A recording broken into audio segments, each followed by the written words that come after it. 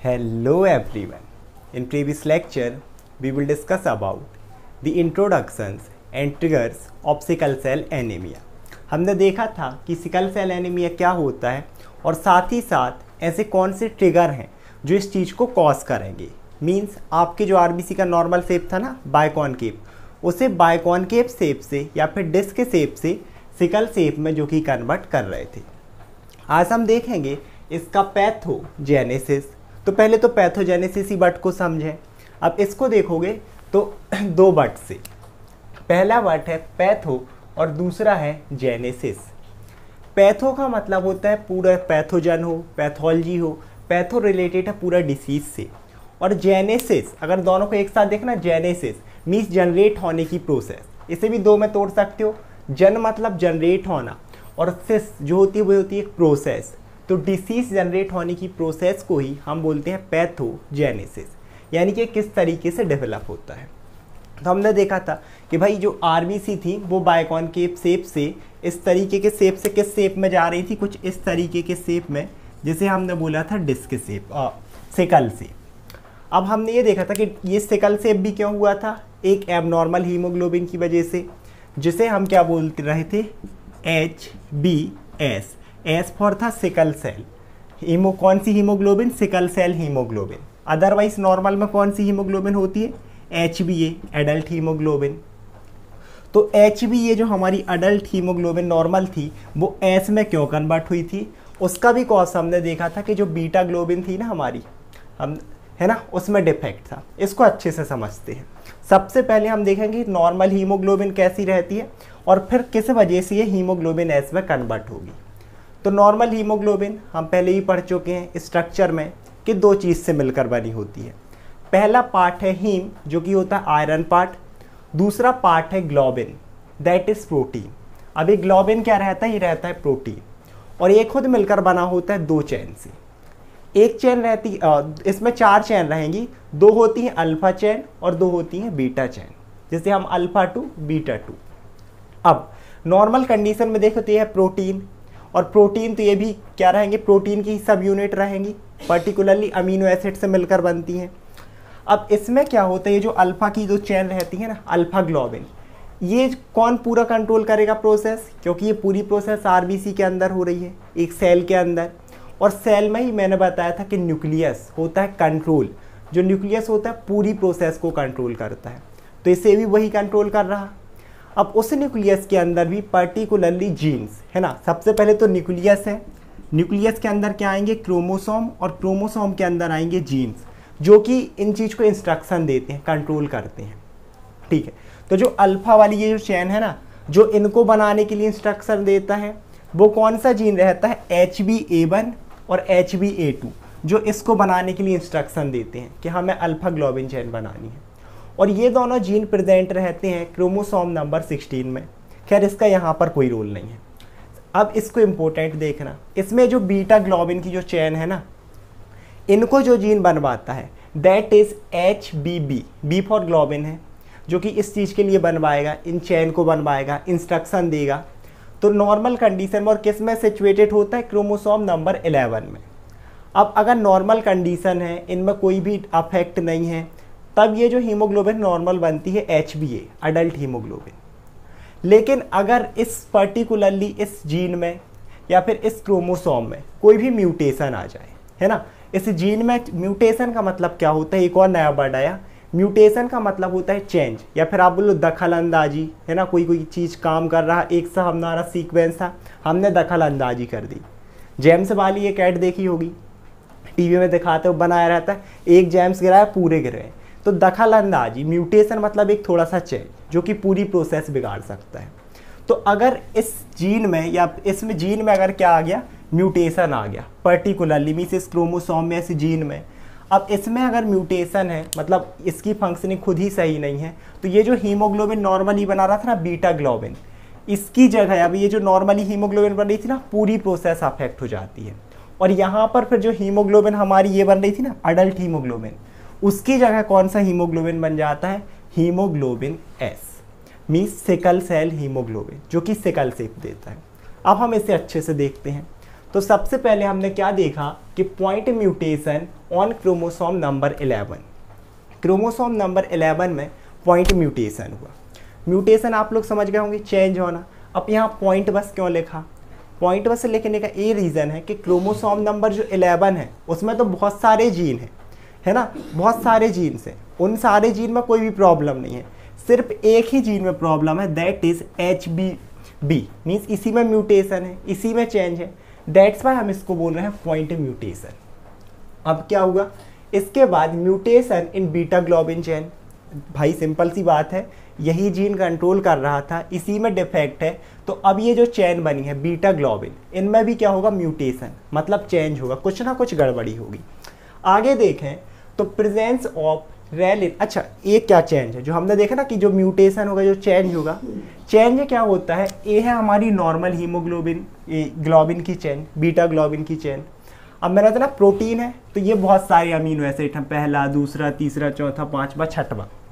Normal condition में जो छठवां रहेगा ना, 6th पोजीशन पर, यहाँ पर एक एसिड रहता है जिसे हम बोलते हैं ग्लूटामिक एसिड। इसे हम क्या बोलते हैं? Glutamic acid. यहाँ 6वें नंबर पर रहता है glutamic acid.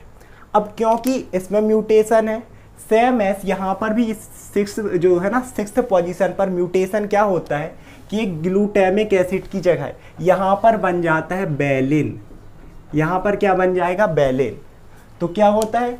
The presence of valine instead of glutamic acid. Glutamic acid की जगह कहाँ पर? इसमें 6th पोजीशन पर क्या आ गया? बेलिन।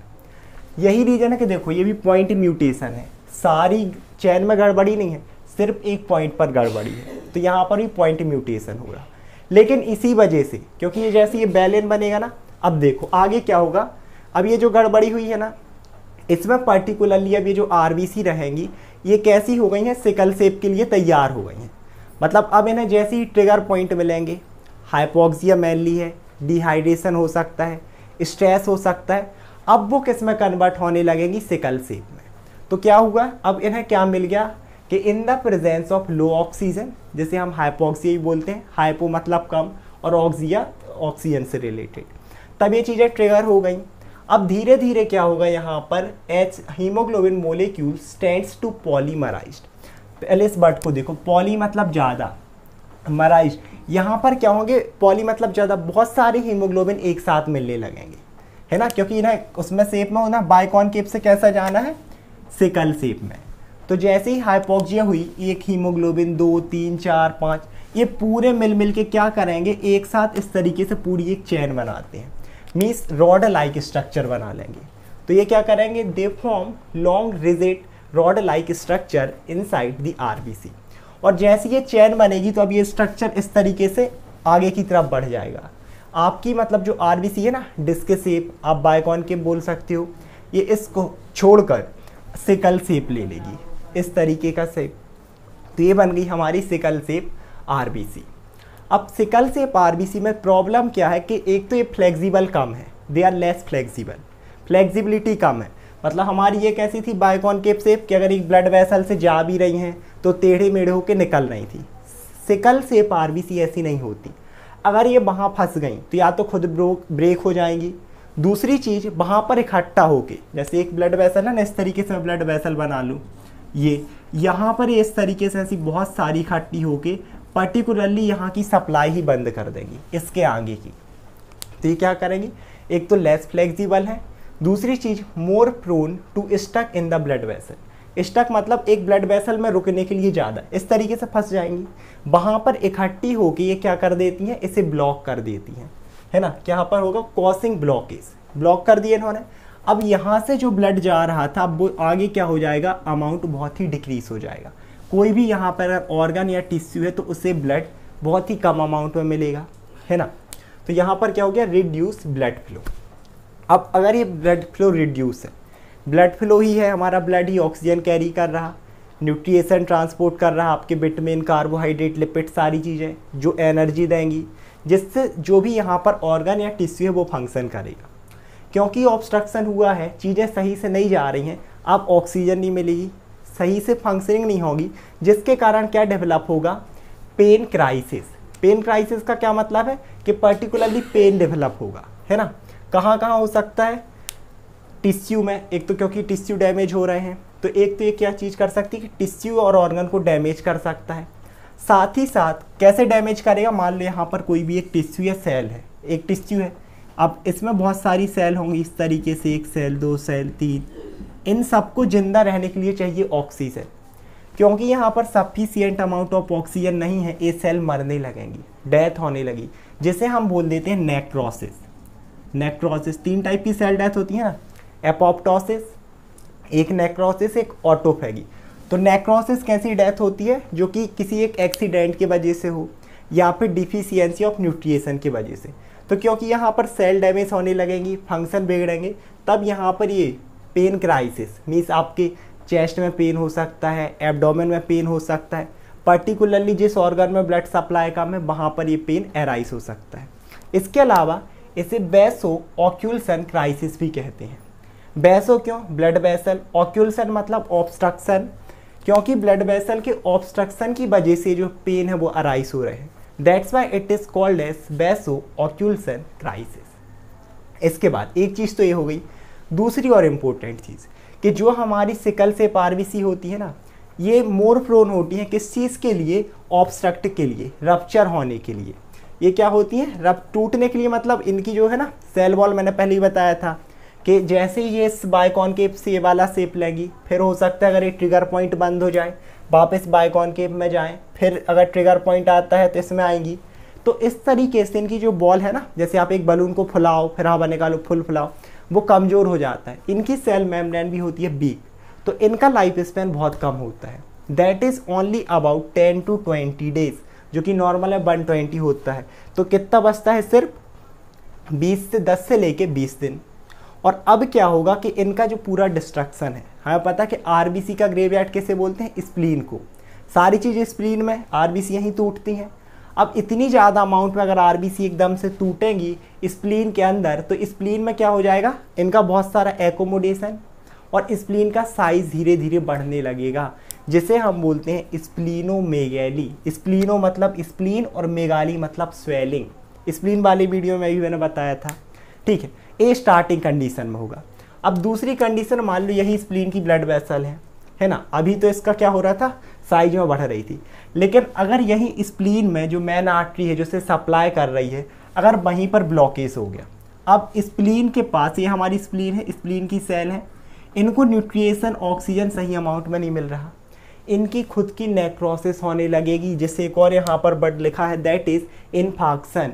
इन्फाक्शन का क्या मतलब होता है कि न्यूट्रिएशन, इस ऑब्स्ट्रक्शन की वजह से, न्यूट्रिएशन डेफिशिएंसी की वजह से इन सेल की डेथ, इसे बोला जाता है इन्फाक्शन। क्योंकि स्प्लीन में हो रहा तो इसे बोला जाता है स्प्लेनिक इन्फाक्शन। यहाँ तक ये चीज़ें हो गई। अब जैसे जैसे सेल डेथ हो रही हैं, स्प्लीन अपनी फंक्शनिंग नहीं कर पाएगी, क्योंकि न्यूट्रिएशन ही नहीं मिल रहे हैं, फंक्शन वैसे भी नहीं हो पाएंगे, और इनकी डेथ होते जा रही है। तो इसे क्या बोला जाता है, स्प्लेनिकटॉमी। और वो भी कौन सी, ऑटो स्प्लेनिकटॉमी। देखो, जैसे स्प्लेनिकटॉमी जो वर्ड है ना, इसका एक मतलब होता है रिमूवल ऑफ स्प्लीन, स्प्लीन को रिमूव कर दो। दूसरी चीज़ क्या है कि इस चीज़ में फंक्शन का लॉस हो जाए, या तो स्प्लीन निकाल दो, मतलब फंक्शन का लॉस। तो स्प्लीन के फंक्शन के लॉस को बोला जाता है स्प्लीनेक्टॉमी, क्योंकि खुद हो रहा, हम लोग नहीं कर रहे कि हमने स्प्लीन को रिमूव किया, अपने आप हो रहा, दैट्स वाई बोलते हैं ऑटो स्प्लेनेक्टॉमी। और अगर ये कंडीशन है, तब उस पर्सन में बहुत ज़्यादा चांसेस हैं कि वो किसी भी इन्फेक्शन से इन्फेक्ट होगा, है ना, चाहे वो बैक्टीरियल हो, वायरस हो। रीज़न क्या है, ये रिस्क ऑफ इन्फेक्शन क्यों बढ़ रहे हैं, क्योंकि स्प्लीन है हमारा main part reticulo endothelial system का, जिसे हम बोलते हैं आरई सिस्टम, जिसमें आपकी मैक्रोफेजेस होती हैं, जो कि पर्टिकुलरली पैथोजन को क्या करती हैं, डिस्ट्रॉय।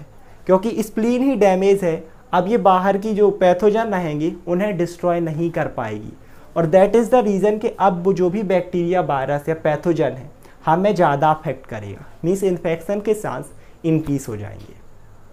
इस लेक्चर में इतना ही। नेक्स्ट लेक्चर में हम डिस्कस करेंगे cause of sickle cell anaemia, कि किस वजह से सिकल सेल एनीमिया किसी भी पर्सन में डेवलप होता है। आई होप आप लोग वीडियो समझ में आई होगी। Thank you so much everyone.